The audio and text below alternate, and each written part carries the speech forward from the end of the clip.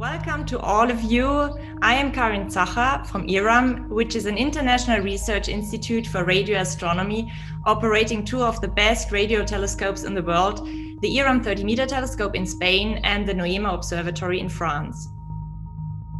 And I'm Lars Lindberg Christensen, formerly from ESO and now from NSF's NOAA Lab, which is the new US National Center for Ground-Based Optical Astronomy, combining the Cerro Inter-American Observatory, the Community Science and Data Center, the International Gemini Observatory, the Kitt Peak National Observatory, the Vera C. Rubin Observatory operations, and the US Extremely Large Telescope program. We are here today to talk about the story behind the Event Horizon Telescope's first black hole image. First, we'd like to thank several people for contributing to the EHT campaign, a very big collaboration indeed, also in terms of communications.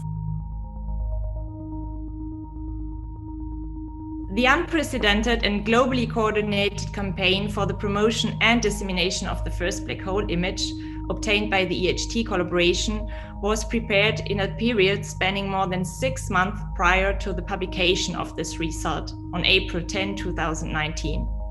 In the following, we'd like to describe this unusual campaign and its outcomes. The EHT data were obtained by sophisticated interferometry using 8 radio telescopes.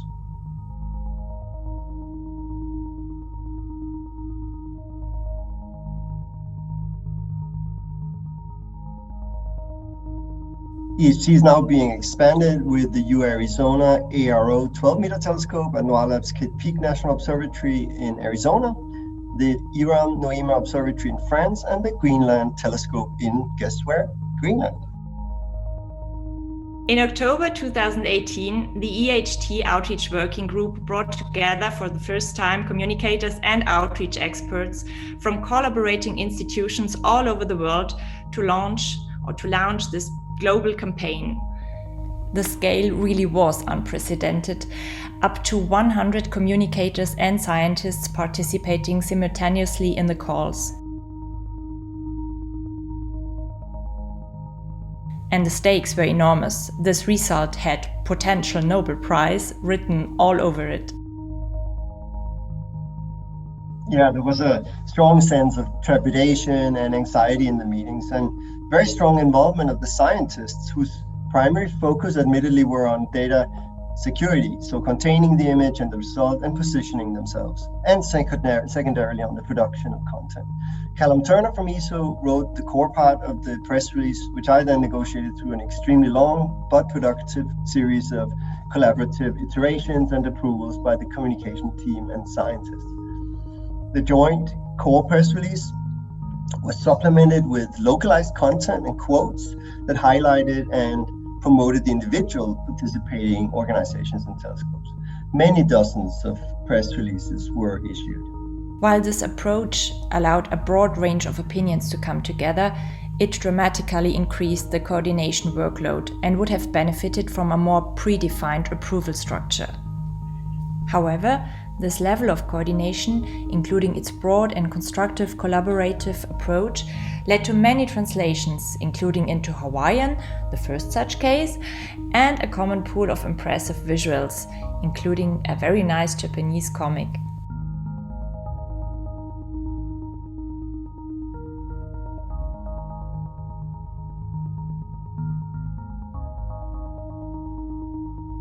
Yeah, it sounds easy, but it was not. However, after months of preparation, 6 coordinated press conferences began on April 10, 2019 at 1500 CEST. Synchronized exactly at 13:07 UTC, the image was unveiled at all press conferences, either through a state-of-the-art Zoom video produced by ESO,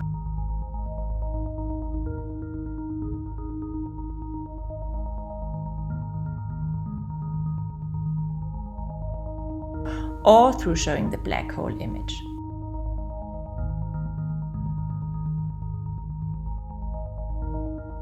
As you can imagine, there were regions like Asia where the timing worked out less well, as it was very late in the evening. So thanks to everyone there, especially Masaki, for being so flexible. We used a series of tools with, not surprisingly, Google Docs being the lifesaver that allowed us to collaborate safely on documents using the obfuscated links feature. Various social media channels, streaming platforms, and Reddit were employed by individuals and organizations. The result trended as #1 on Twitter globally.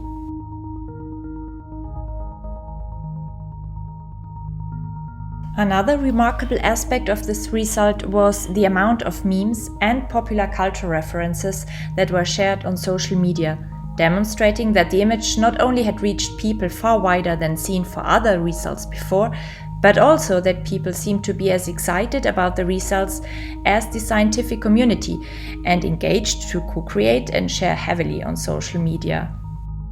This popularity was probably even enhanced by the simplicity of the image and its easy identification with the black hole, combined with the public's well-known fascination with these objects. We measured a potential global reach on the order of billions, as much possibly as 4.5 billion using 2 independent measures. It reached the top spot on Google News, got its own Google Doodle, was the most popular story ever published for many of the scientific organizations involved so far. And there were live streams with millions of viewers and coverage on hundreds of TV channels. And also politically, science was solidly put on the agenda for a moment. For instance, in the US House of Representatives Committee on Science, Space and Technology, the European Commission in Brussels, by the Japanese Ministry of Education, Culture, Sport, Science and Technology, and the Canadian Prime Minister Justin Trudeau tweeted. We believe that this unprecedented campaign has led to a significant boost for the EHT and its involved observatories and organizations, but also for astronomy, for science, and for international peaceful collaboration in general. Chances are that the big discoveries in the future will be made by big science infrastructures in big global collaborations, and likely increasingly in the areas of multi-wavelength, multi-messenger, and time domain astronomy.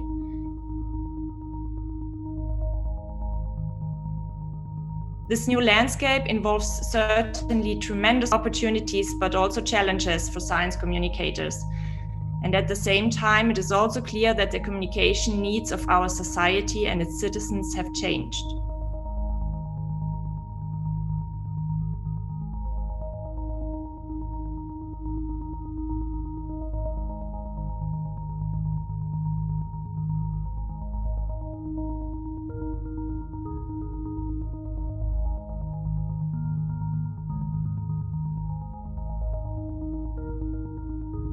Yeah, this all requires an advanced level of protocol and professionalism. So we have a few conclusions. Ideally, the astronomy collaboration presenting the result will have a full-time communication specialist leading the effort, working with all the many other communicators from various institutions and stakeholders. A common strategy with regard to embargo policy and how to deal with media requests must be defined and must strictly be followed by all partners. And a press conference should have no more than 5 speakers, ideally 3 or 4 diverse speakers and 1 moderator. Media training for the press conference panelists is also necessary, and the various PIOs involved should help edit and trim the presentations. And the goal of a press release is similar to that of a press conference, to simply and clearly explain the science results and to provide reporters with factual information they need to write their stories.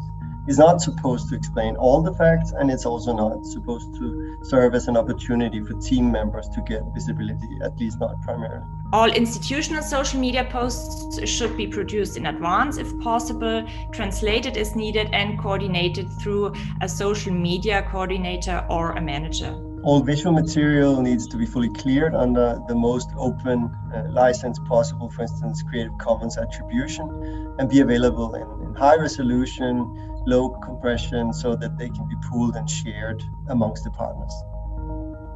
Another presentation will discuss this issue further. Peter Michaud's talk in session 37.5 on day 4. We'll leave you with a quote from astrophysicist and author Ethan Siegel from Forbes, who elegantly sums up the science result itself.